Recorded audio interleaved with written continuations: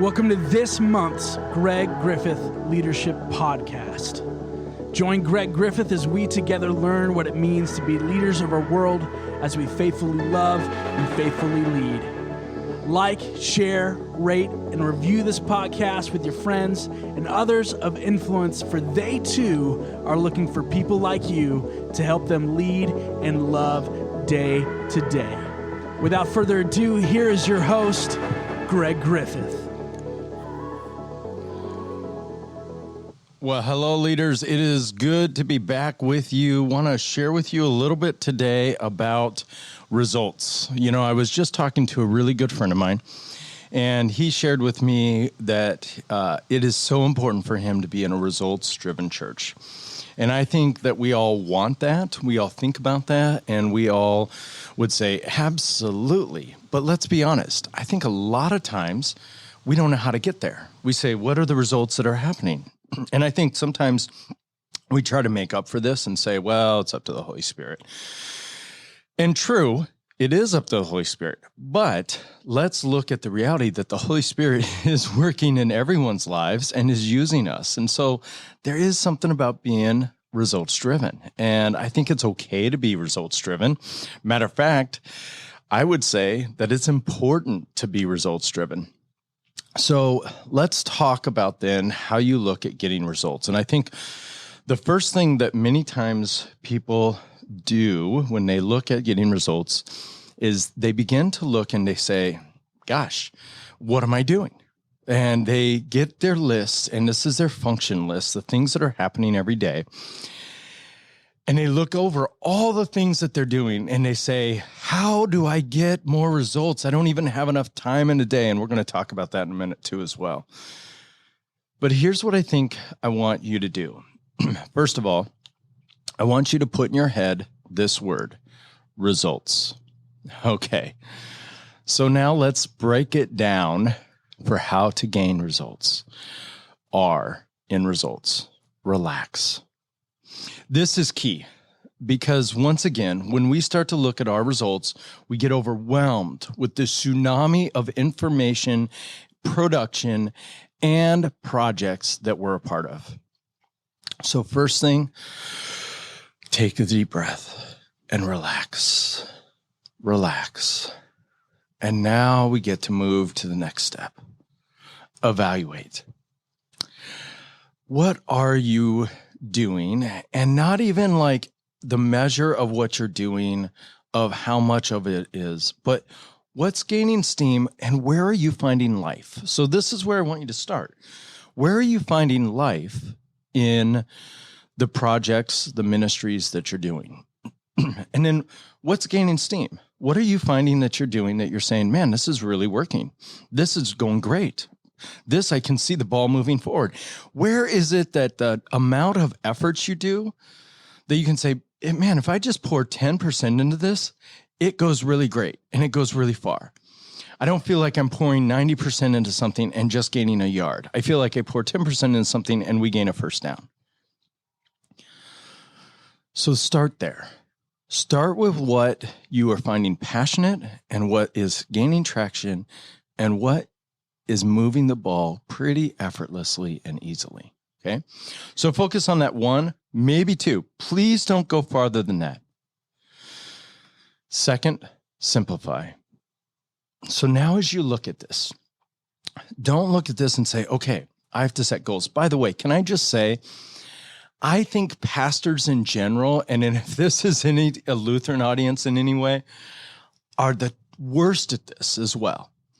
Because I think we look, and you can see this, when we build job descriptions, we build job descriptions that only Jesus could fulfill. And so we really say, no matter what position we're hiring, we want to hire Jesus. Ooh, man, I don't know. So pretty sure you're not going to hire Jesus. But I also think when we look at our goals, we look and we fill this huge list of goals, and it's almost to provide a self-worth for ourselves. So here's what I would do. Simplify. Don't have a goal result list of 5 to 10 projects to produce and to complete in the next quarter. Pick 1 or 2 goals and projects and knock them out of the park, right? Here's the axiom I like to use when I think about that. You have to learn to hit singles before you can learn to hit doubles and triples and home runs, right? You look and you see Major League Baseball players began working off the tees, right? And that's not when they were 6. That's when they were 26, right? So simplify, focus on that. Utilize what resources you have around you in order to produce the results you desire.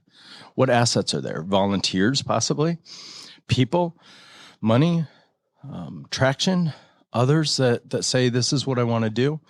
And also, don't reinvent everything. You don't have to create everything from scratch. So just utilize what's there. I guarantee that as you simplify and you focus, you already have the things you need in order to produce the results you want. You already have all the things you need in order to produce the results you want. So let's just recap real quick.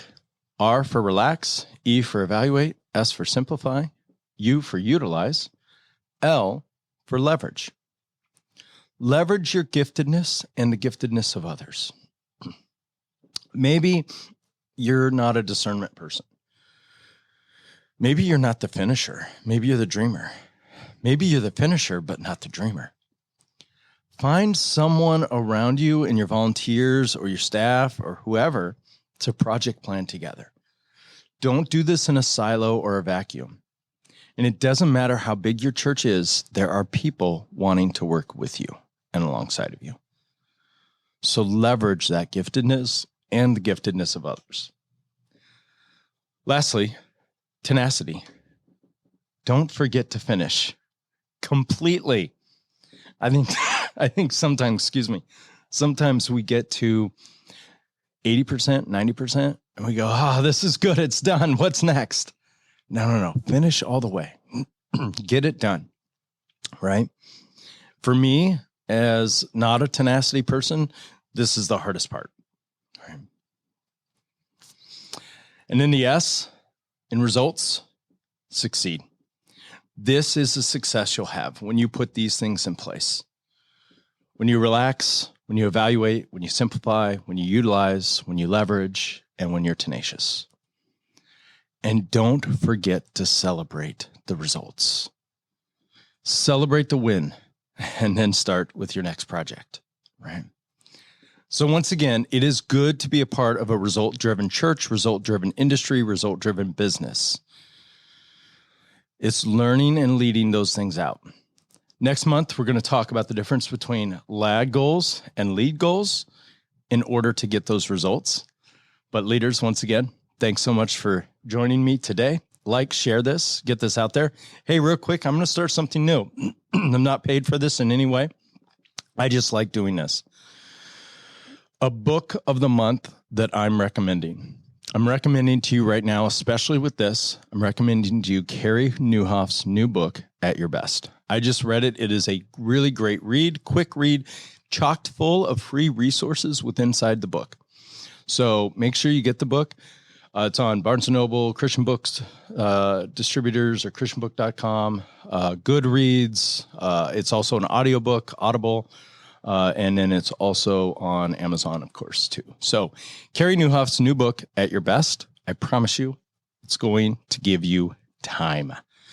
Who doesn't want that? I know I do. And it's going to relieve stress. Again, another thing we all desire. So this will give you practical steps in order to achieve those two things. Have a great day, leaders.